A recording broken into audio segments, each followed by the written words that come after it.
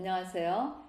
지난주에 이어서 로마서 8장 19절에서 25절 말씀을 여러분들과 함께 좀 나누도록 하겠습니다. 피조물이 고대하는 바는 하나님의 아들들이 나타나는 것이니 라는 말씀을 우리가 나누잖아요. 그 말씀의 의미를 한마디로 한다면 예수 그리스도 안에 있는 우리 회복을 통해서 피조물도 저주에서 자유케 되기를 원한다. 창세기에 있는 말씀을 통해서 여러분들에게 설명을 드렸습니다. 오늘은 20절 말씀, 피조물이 허무한데 굴복하는 것은 자기 뜻이 아니요 오직 굴복케 하시는 이로 말미암음이라. 피조물이 하나님의 뜻에 의해서 굴복하게 되었다라는 것을 말하는 것입니다. 하나님께서 인간에게 땅을 정복하고 모든 생물을 다스릴 수 있는 권한을 주셨잖아요. 그런데 그것이 인간이 타락함으로 함께 속해 있던 것이 사탄에게 넘어가게 되었죠. 그래서 만물의 영장이 타락함으로써 피조물도 허무한데 굴복을 할 수밖에 없었다. 굴복하게 되었다라는 것을 말씀하고 있는 것입니다. 21절에 그 바라는 것은 피조물도 썩어짐의 종노릇한 데서 해방되어 하나님의 자녀들의 영광의 자유에 이르는 것이니라. 이 말씀도 되게 여러분들이 이해하기 어렵지요. 그 바라는 것은 피조물도 썩어짐의 종노릇한 데서 해방되어 하나님의 자녀들의 영광의 자유에 이르는 것이니라. 근데 이 말씀 21절은 그렇게 어렵지 않습니다. 왜냐하면 제가 앞에서 19절에서 20절 말씀을 여러분들에게 자세하게 창세기를 통해서 설명드렸잖아요. 그러니까 이제 거기서 이 피조물도 썩어짐의 종노릇, 그러한 저주 가운데 있는 종노릇한 데서 해방되어 하나님의 자녀들의 영광의 자유에 함께 그들도 해방되기를 원한다. 자유케 되기를 원한다. 라는 말씀입니다. 그래서 사실 회복을 위한 그러한 갈망을 얘기하고 있습니다. 다른 피조물들도 각자 자기의 영광된 위치를 회복되기 원하는 것입니다. 이 말씀을 생각하면서 여러분, 회복된다는 게 무엇일까? 어떤 회복을 우리가 볼 수 있을까? 성경에 있을까요? 네, 있습니다. 이사야서 11장 6절에서 9절 말씀 제가 한번 봉독해 드리도록 하겠습니다.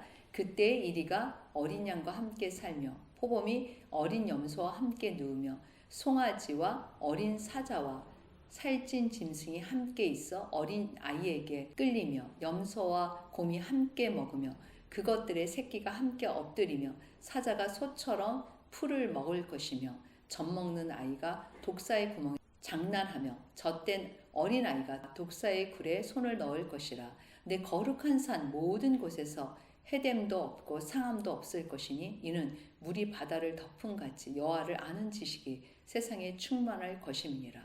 정말 하나님의 주시는 회복은 어떤 것일까를 우리가 볼 수 있는 그런 말씀입니다.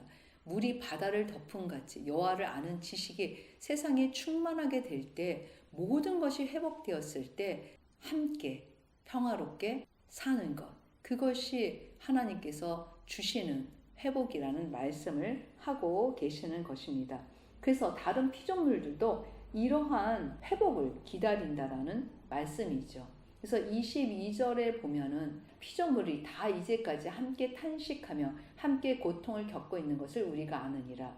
이것은 무슨 의미냐면요. 사실 우리가 안다라는 표현을 했지만 이 의미는 피조물도 회복을 위해 탄식하고 신음하고 있는데 우리 자신은 회복을 위해 탄식하고 신음해야 되지 않겠는가라는 의미입니다.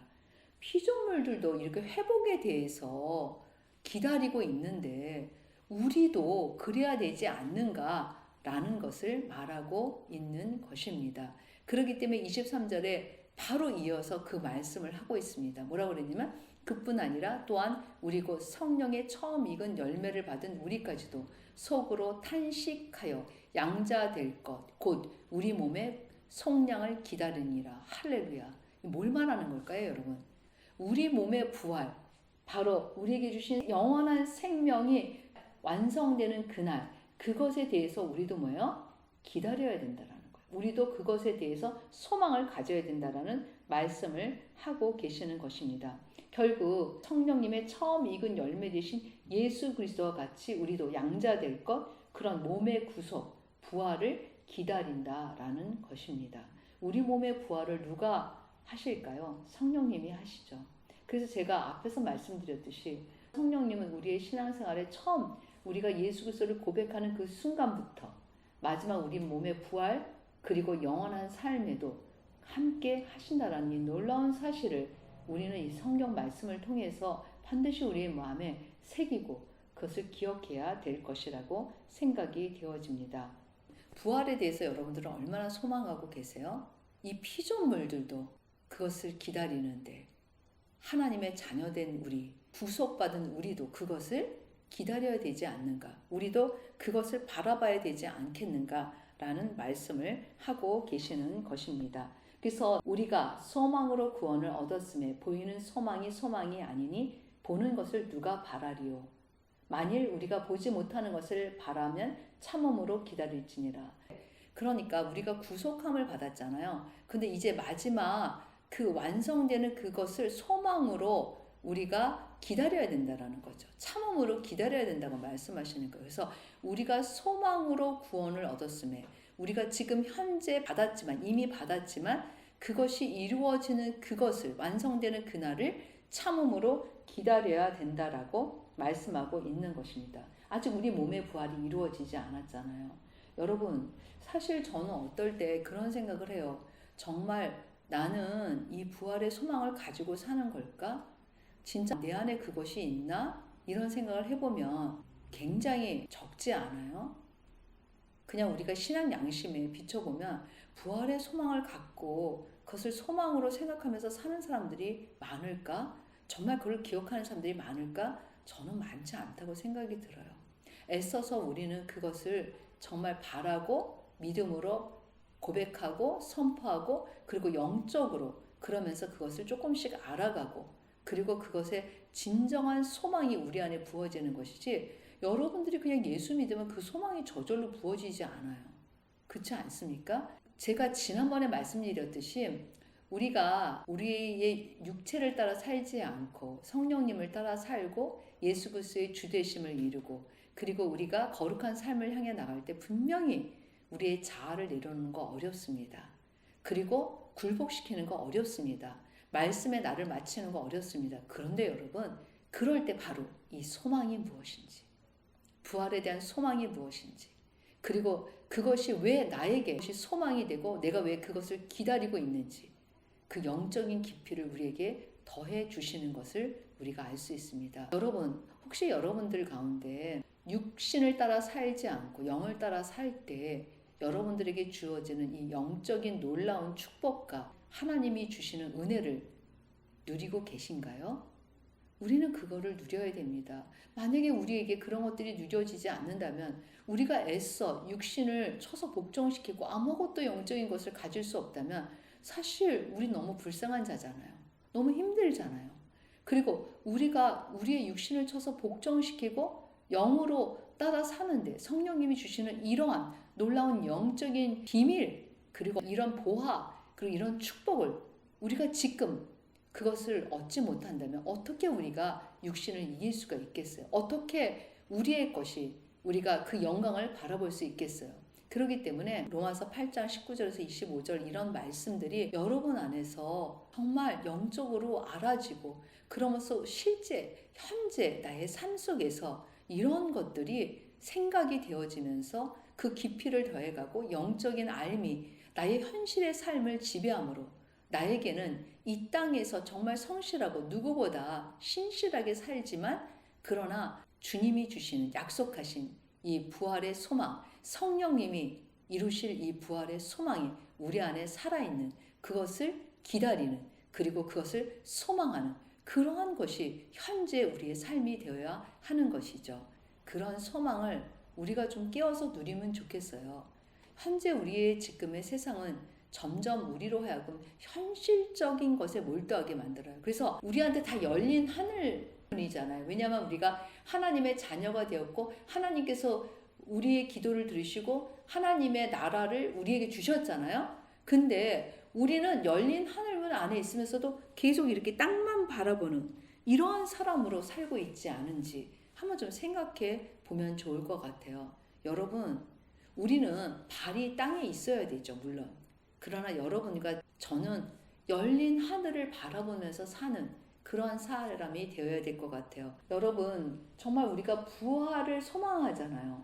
그래서 그 부활을 소망하는 것이 우리 현재의 삶이 되어야 되잖아요. 그래서 저는 그러한 신앙이 정말 살아있는 신앙이라는 생각이 들어요.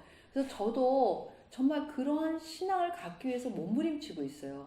왜냐하면 여러분, 저절로 들지가 않아요. 그래서 천국에 대한 소망을 갖기 위해서 전 믿음을 드리고 애를 씁니다. 그냥 천국이 누려진다? 그런 일은 별로 없는 것 같아요. 믿음으로 하나님의 그런 천국에 대한 소망을 누리는 것, 그것이 우리의 삶에 있어야 된다라고 생각을 합니다. 그래서 천국은 우리의 상상을 초월하는 강대한 세계겠죠. 그래서 사실 우리가 하나님이 지으신 이 세상도 다 알지 못하는데 천국을 어떻게 우리가 알겠어요. 그렇지만 분명히 이 온 우주를 지으신 하나님이 말씀하시는 그 천국은 너무 놀라운, 우리가 상상할 수 없는, 우리의 상상을 초월한 그러한 곳이라고 생각이 되어집니다. 그리고 오늘 제가 여러분들에게 지난주에 이어서 말씀드린 것처럼 이제 여러분들과 제가 열린 하늘문 안에서 천국을 소유한 자로서 이 땅에서 어떻게 살아야 되는가, 이 부분에 대해서 조금만 더 생각해 보면 좋을 것 같아요. 여러분 어떻게 생각하세요? 나 무엇 하지 이 땅에서? 나 어떻게 살지? 우리는 여기서부터 시작하는 게 아니에요, 여러분. 우리가 그리스도 안에서 다시 세상에 어떻게 부르심을 받았는가, 여기서부터 회복된 자리에서 우리는 이 땅에서 어떻게 살 것인가를 생각해야 돼요. 그러면 예수 그리스도 안에서 우리가 회복되었을 때 이 땅에 우리는 어떤 사람으로 왔나요? 창세기에 있는 말씀을 잠깐 생각해 보세요. 그러면 이 세상을 뭐예요? 우리는 다스리고 정복하는 자로 이 땅에 왔잖아요. 그러면 이제는 나 이 땅에서 무엇 할까? 내 장래를 생각할 때 어떻게 살까? 이것이 아니라 이제 내 시각과 관점이 바뀌어 있어야 되는 거예요. 난 어떻게 이 세상을 다스리고 정복하는 자로 하나님의 뜻을 나타낼 것인가? 난 예수 그리스도 안에서 이 땅을 정복하고 다스리는 자로 다시 부르심을 받았는데 나는 이 땅에서 어떻게 살 것인가? 여기서부터 시작하는 게 맞다고 생각이 되어집니다.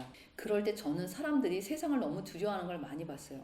세상을 너무 크게 생각해요. 세상에 있는 것들을 두려워해요. 그리고 세상에 매여서 살아요. 여러분, 저와 여러분은 그런 삶이 아니에요. 자유케 되었습니다. 복음 안에서 우리 자유케 되었어요. 우리는 세상을 정복하는 자로, 세상을 다스리는 자로 이 땅에 서 있습니다. 나는 새로운 관점, 새로운 나의 아이덴티티를 가지고 난 이 땅에서 무엇을 할 것인가, 어떻게 세상을 정복할 것인가, 어떻게 세상을 다스릴 것인가 라는 마음을 갖게 될 때 더 이상 여러분들은 세상을 두려워하는 자가 아니라 세상에 선한 영향을 주고 세상에 열린 하늘나라의 것들을 가져와서 이 땅에 나타낼 수 있는 그러한 자로 살 수 있다라고 생각이 되어집니다. 꼭 여러분 기억하시기 바랍니다.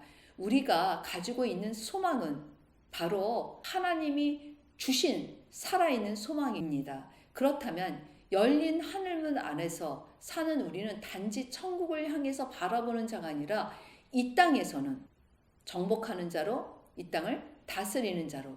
그런데 그것이 내가 하는 것이 아니라 열린 하늘물 안에서 바로 그게 이루어지는 삶이라는 것을 꼭 기억해야 됩니다. 그래서 나의 미래, 나의 앞으로의 장래에 내가 그냥 이 땅에서 노력하고 사는 삶이 아니라 열린 하늘문의 것을 가져와서 정복하는 자로, 다스리는 자로 이 땅에 서 있어야 된다는 거. 이거를 여러분들이 꼭 기억하시면 좋겠습니다.